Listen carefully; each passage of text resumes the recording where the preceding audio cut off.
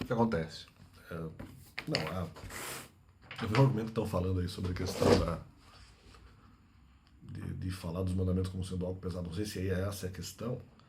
Não, eles estão falando sobre a questão quando eu tentei em 2023, eu acho que não, porque eu não acho que os argumentos foram pesados, exatamente. Eu acho que há essa possibilidade, mas ali eu apenas dei uma possibilidade que as pessoas poderiam, vamos dizer, pensar de uma forma um pouco diferente, mas sem contabilizar todos os elementos. Aí que tá, de uma maneira que eles não teriam certeza, ali na forma que eu preguei, sobre a questão, de repente, de a doutrina cristã não necessariamente representar a verdade e tal. Não, só falei que as duas são possíveis, né? Tanto ali a questão mandamental quanto a de Cristo. Então não vejo nada muito terrível, mas que permitiria ali o pensamento das pessoas, mas que eu entendi que até algumas delas não necessariamente pensariam nisso, e por isso mesmo eu achei que a minha pregação não foi pesada, não. Ela permitiria, ela dependeria de complementação para se entender mais profundamente o que se estava dizendo, na verdade. Ela dependeria de complementação que eu não falei. Então, não acho que os argumentos foram. Acho meio fake esses argumentos aí que vocês estão colocando sobre forçação de barra argumentativa. Até porque os argumentos não eram exatamente complexos, né? Talvez no máximo de média complexidade. Não acho que tentei empurrar nada, não. Discordo dessa visão. Apenas um complemento que para mim não está claro exatamente o quanto eventualmente eu tinha, vamos dizer, dúvida ou não sobre que acho que esse é um ponto pior. Não sei se é isso que de repente estão tentando trabalhar, sobre a questão da dúvida sobre o dever de saber dos mandamentos, e o quanto isso me faria acreditar que eu não teria proteção espiritual no momento das pregações em 2019, né? O quanto depois eu achava que isso poderia ser, vamos dizer, um fator complicador ou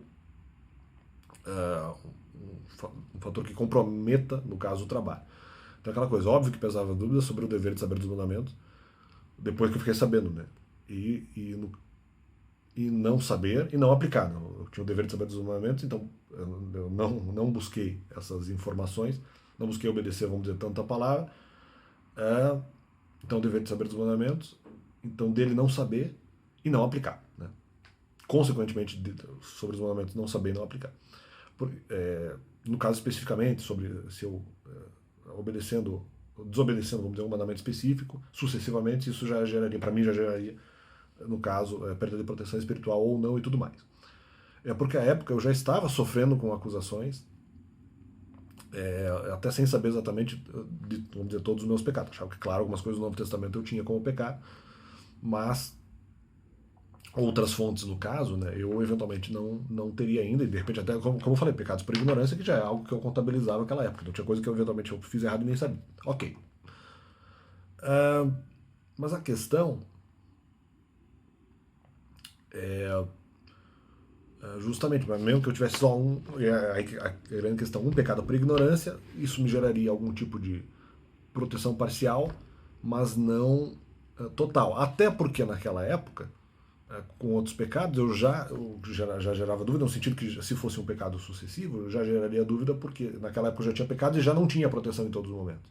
Então, se fosse um pecado sucessivo, também não necessariamente geraria, ou mesmo realmente não geraria proteção. Então, na verdade, essa dúvida já existia. Por isso que, mesmo ali, no fundo, eu talvez não tenha percebido, mas em 2022, quando eu estou questionando isso, talvez não tenha percebido em algum momento da análise, eu falo, pô, mas peraí, se eu posso ser protegido em meu pecado, eu poderia ser protegido lá.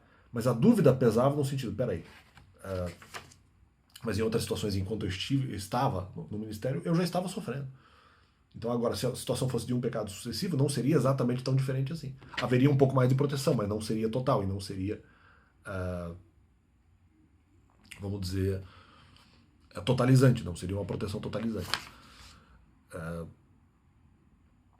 Exatamente porque seria uma questão sucessiva. Então, aí que tá, a dúvida pesava na questão da sucessividade.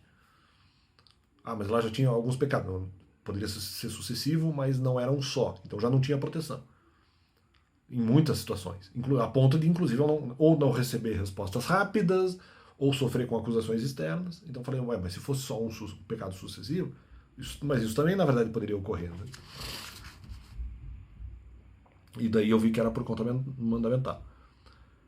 Em contraponto, achar que eu seria protegido em inocência, no caso, ali, por conta de um pecado só. Né? Ainda mais se demandasse com até alguma probabilidade, resposta imediata, aí que não iria. Né? E ainda mais depois que vem também, aparecem outros argumentos e vem o argumento do prazo.